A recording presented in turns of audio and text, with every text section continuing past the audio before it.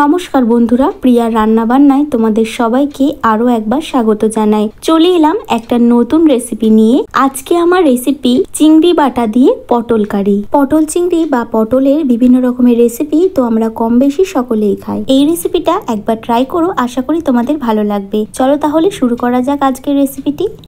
এখানে কিছু পটল অর্ধেক খোসা ছাড়িয়ে কেটে নিয়েছি, আর পটলের দু সাইডটা অল্প অল্প করে চিড়ে দিয়েছি, তাতে মশলাটা ভালোভাবে ঢুকবে। গ্যাসে একটা কড়াই বসিয়ে দিয়ে দিচ্ছি বেশ কিছুটা পরিমাণে সর্ষের তেল। তেলটা হাই হিটে খুব ভালো করে গরম করে নেব। তেলটা ভালো মতো গরম হয়ে গেছে, এবার একে একে পটলগুলো দিয়ে দেব। দিচ্ছি হাফ চা চামচ পরিমাণে লবণ, আর দেব একদম সামান্য হলুদ গুঁড়ো।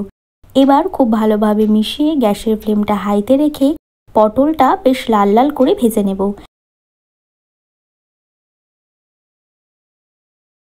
পটলগুলো ভাজা হয়ে গেছে, তুলে নেব।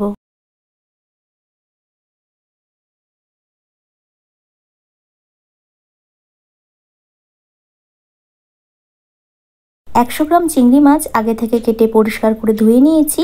এবার চিংড়ি মাছগুলো দিয়ে ভেজে নেব। দিচ্ছি সামান্য লবণ, আর দেব সামান্য হলুদ গুঁড়ো। লবণ আর হলুদের সঙ্গে চিংড়ি মাছ খুব ভালোভাবে মিশিয়ে চিংড়ি মাছগুলো ভেজে নেব। চিংড়ি মাছগুলো বেশি কড়া করে ভাজবো না, হালকা করেই ভাজবো। চিংড়ি মাছগুলো ভাজা হয়ে গেছে, তুলে নিচ্ছি। এবার চিংড়ি মাছগুলো বেটে নেব। চিংড়ি মাছগুলো একদম মিহি করে বাটবো না, গোটা গোটা ভাব রেখে বেটে নেব। ওই তেলেই ফোড়নে দিয়ে দেব গোটা গরম মশলা, আর দেব একটা তেজপাতা। গ্যাসের ফ্লেমটা লো টু মিডিয়ামে রেখে ফোড়নটা হালকা ভেজে নেব।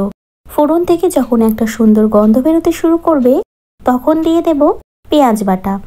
এখানে দুটো বড় সাইজের পেঁয়াজ ব্যবহার করেছি। গ্যাসের ফ্লেমটা হাইতে রেখে পেঁয়াজটা খুব ভালো করে ভেজে নেব। পেঁয়াজে যে একটা জল জল ভাব আছে, সেই জলটা শুকিয়ে আসা অবধি পেঁয়াজটা ভেজে নেব।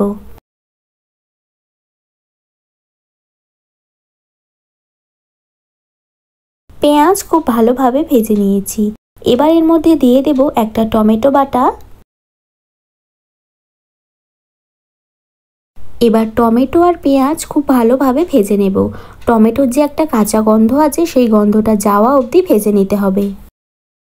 পেঁয়াজ আর টমেটো আরও মিনিট দুয়েক সময় ধরে ভেজে নিয়েছি। এবার এর মধ্যে দিয়ে দিচ্ছি 1 চামচ পরিমাণে আদা রসুন বাটা। এবার গ্যাসের ফ্লেমটা মিডিয়ামে করে দিয়ে আরও মিনিট দুয়েক সময় ধরে ভেজে নেব।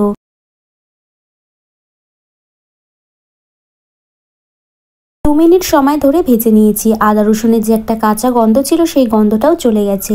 এবার এর মধ্যে দিয়ে দেব পরিমাণ মতো লবণ, হাফ চা চামচ পরিমাণে হলুদ গুঁড়ো, আর দেব হাফ চা চামচ পরিমাণে কাশ্মীরি লঙ্কার গুঁড়ো, আর ঝালের জন্য দেব সামান্য লাল লঙ্কার গুঁড়ো, আর দেব সামান্য চিনি। ঝালটা অবশ্যই নিজেদের পছন্দ অনুযায়ী দেবে। মশলাটা খুব ভালোভাবে মিশিয়ে নেব। মশলাটা ভালো মতো কষানোর জন্য সামান্য পরিমাণ জল দিলাম। এবার গ্যাসের ফ্লেমটা একদম লোতে করে দিয়ে মশলাটা ভালোভাবে কষিয়ে নেব। মশলাটা ভালো মতো কষানো হয়ে গেছে, মশলা থেকে তেল ছেড়ে দিয়েছে। এবার এর মধ্যে দিয়ে দেব বেটে রাখা চিংড়ি মাছ।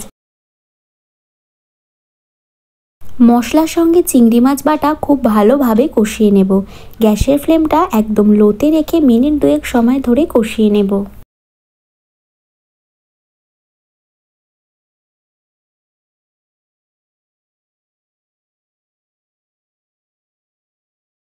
মিনিট দুয়েক সময় ধরে কষিয়ে নিয়েছি।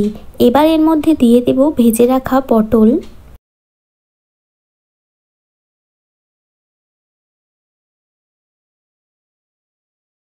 পটলটা দিয়ে আরও মিনিট দুয়েক সময় ধরে কষিয়ে নেব।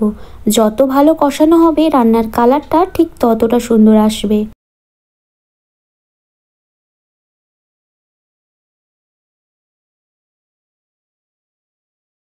মশলার সঙ্গে পটল খুব ভালোভাবে কষিয়ে নিয়েছি। এবার এর মধ্যে দিয়ে দেব পরিমাণ মতো জল। যে যেমন ঝোল খেতে পছন্দ করো, সেই পরিমাণ জল দিও। এবার খুব ভালোভাবে মিশিয়ে গ্যাসের ফ্লেমটা মিডিয়ামে রেখে ঢাকা দিয়ে মিনিট 5 সময় ধরে রান্না করে নেব।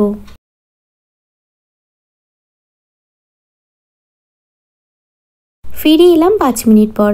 রান্নাটা আমার প্রায় হয়েই এসছে। এবার হালকা নাড়াচাড়া করে দিয়ে দেব দুটো চেরা কাঁচা লঙ্কা, আর দেব গরম মশলা গুঁড়ো, দেব 1 চামচ পরিমাণে ঘি,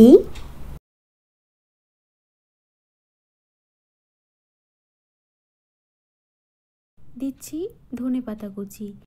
এবার গ্যাসের ফ্লেমটা বন্ধ করে দিয়ে সবকিছু একসঙ্গে খুব ভালোভাবে মিশিয়ে ঢাকা দিয়ে 2 মিনিট স্ট্যান্ডিং টাইমে রেখে গরম গরম পরিবেশন করব চিংড়ি বাটা দিয়ে পটল কারি। রেসিপিটি ভালো লাগলে লাইক কমেন্ট শেয়ার করে দিও। আর এরকমই নিত্য নতুন রেসিপির আপডেট পেতে আমার চ্যানেলটা সাবস্ক্রাইব করার অনুরোধ রইল। সবার আগে আমার ভিডিওর নোটিফিকেশন পেতে পাশে থাকা বেল আইকনটা প্রেস করে দিও। সবাই ভালো থেকো, সুস্থ থেকো।